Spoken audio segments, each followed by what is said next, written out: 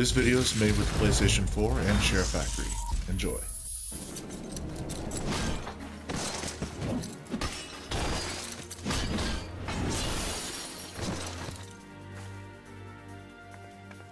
Popolino, Minfilia, Ida!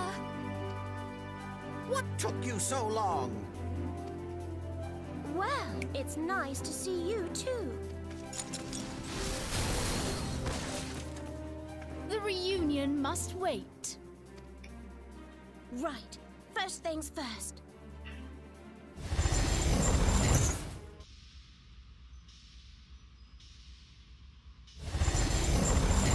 The name Final Fantasy, it has its roots deep in history over the years. The first installment, published in 1987, it was made by the company at the time, Squaresoft. It was as a last-ditch effort to stay in the video game industry. Now, 13 main and spin-off games later, does this 14th installment, made now by Square Enix, live up, surpass, or fall short of its predecessors? Let's find out. You're watching Games on the Street, and my name is Jake. You ditched your Magitech armor. Fool of a Lullavel. Well, excuse me, she's all yours. Before I begin, this isn't a review so much as my thoughts and experience of the game while I played it. I will attempt to be as informative as much as I can and give my opinion on how the game played and felt as a whole. Before I even played this game, I was actually somewhat interested in trying it. When I bought a PS4, I did not expect that I was given a free trial of the game simply for owning the system for a few weekends before official re-release. Yes, that's right. This isn't the first time the game has actually seen public view. Square Enix released Final Fantasy XIV 1.0 in 2010. The game was met with heavy criticism, and it actually got so bad that Square Enix had to give out a public apology about the state of the game at the time. 2, 3. 4.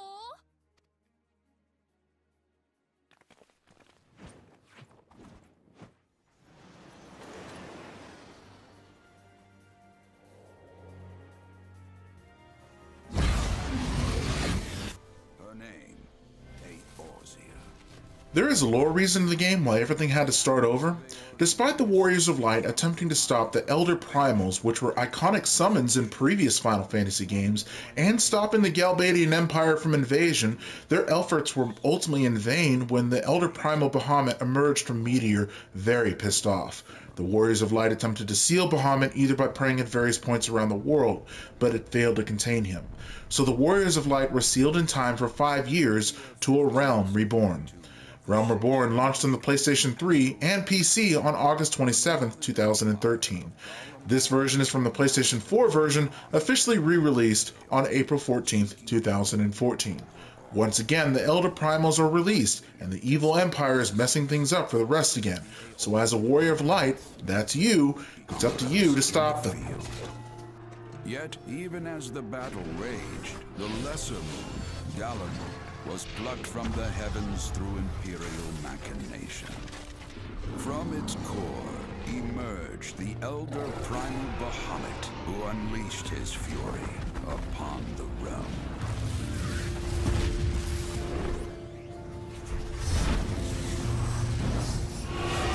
The devastation brought Eorzea to its knees and the era to its end.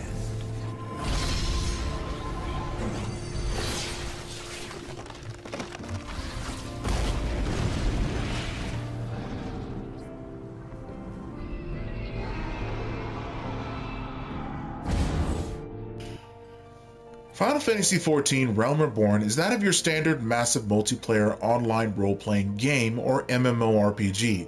From the start, you're presented with a character creation screen. You have a variety of options from choosing your race, class, and starting city. I didn't pay too much attention to their birth sign or what deity they fell under. There are 5 races you can actually choose from.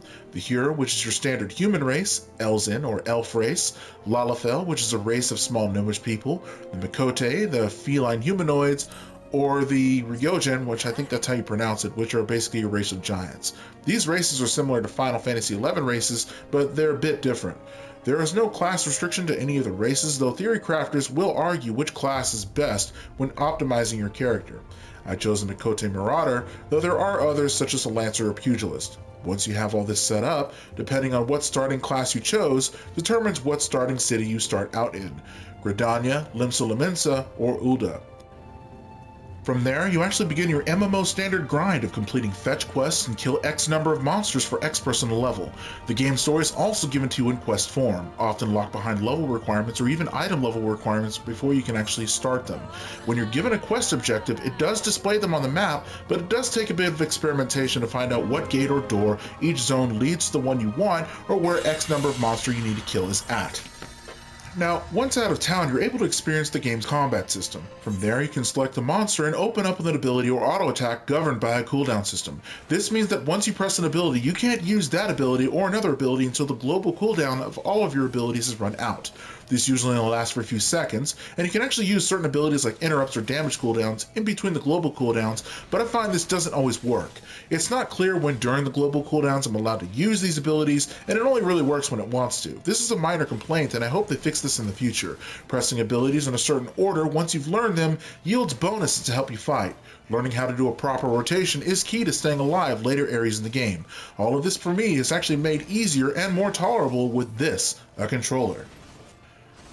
See, it works like this. The PlayStation 4 analog sticks, they move your character and camera controls, and this is pretty standard and expected. I'm one of those people who don't like holding down W and pointing my mouse where I want to go. With two analog sticks, I have full 360-degree range of motions at the disposal of my thumbs. This is just a start, however. With the PS4 controller touchpad at the center, it actually functions as a mouse. But with how well the controller and other functions worked, I rarely use this. Why is this? Well, before actually talking about how it works in combat, you have the ability to pull up various menus, character equipment screens, inventory screens, emotes, etc. by pressing the Options button. It pulls down a drop-down menu to allow quick access to your settings. By pressing basically the touchpad as well, it cycles through your various open windows, quest logs, and even the chat window. When in combat, you have up to 16 abilities and options at your disposal.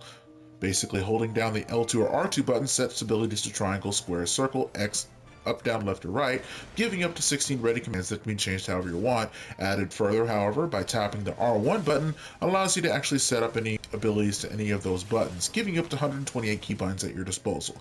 Though admittedly, I didn't need that many through my playthrough, and about 40 or so are enough, and most of them were basically Chocobo commands and marking targets that I never really used. Now, you do have the ability to teleport around various towns and locations, but it does use quite a bit of gil, and it adds up over time, but you can set a home location. Though speaking about chocobos, you do actually get the ability to get a chocobo, but it does take quite a bit of grinding in order to get one. I think it requires about like 2,000 seals. You can only grind them basically from fates and random dungeons, but once you do have a chocobo, it serves as your ground mount. Not only that, but it actually can help you fight, and it comes with its own cosmetic pieces of armor and actually talent trees. It actually has quite a bit of different diverse sets of roles you can set for it, such as it can be your healer, tanker, DPS. For mine, I actually chose it to be my healer, though you can really set it to whatever you want. But be warned that once you've actually selected your talents for your chocobo, you can't really take them back. So I hope in the future they may be able to actually have an ability to actually reverse your talent trees, but I haven't actually found that as of this point yet.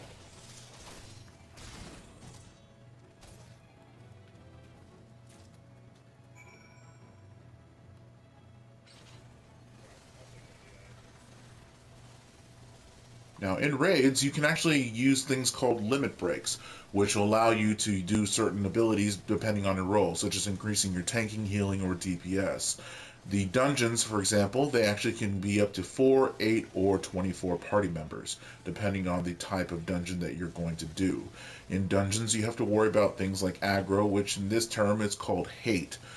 Basically, hate targets the person who has the most hate, and you usually want to have that on a tank so that you don't actually attack your squishy healers or the overzealous DPS. But they're pretty fun, and I did enjoy the music to it. Though admittedly the music was pretty good, I think the overall fault of the game does actually come with the voice acting in the game, or lack thereof in parts. And actually, for example, We have to go now! Hang on! Thancred! No! Acting!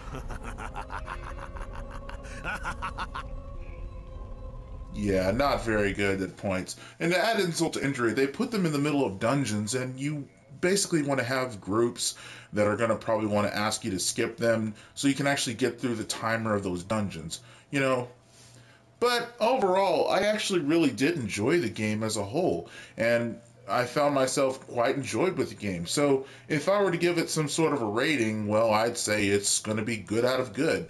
So I'm not really going to give it any kind of a rating because I don't really like ratings, honestly. So basically, what's your reward with all this? I mean, other than playing an awesome game, basically, it's not really meant for everyone, but yes, there is a reward at the end. So what do you get at the end? Well, pretty much the most badass actual type of armor or mount, whatever, in any type of MMO I've ever played. The Magitech armor.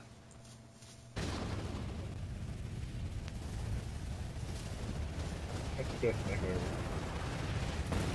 That is badass. It's even more badass when you're in the middle of a raid actually going through a bunch of these guys, you know? Yet heedless of what lies ahead, he shall press on. Admittedly, I had fun with the game, and I hope you did too.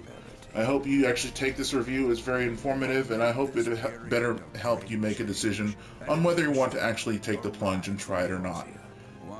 This is Jake. See you next time.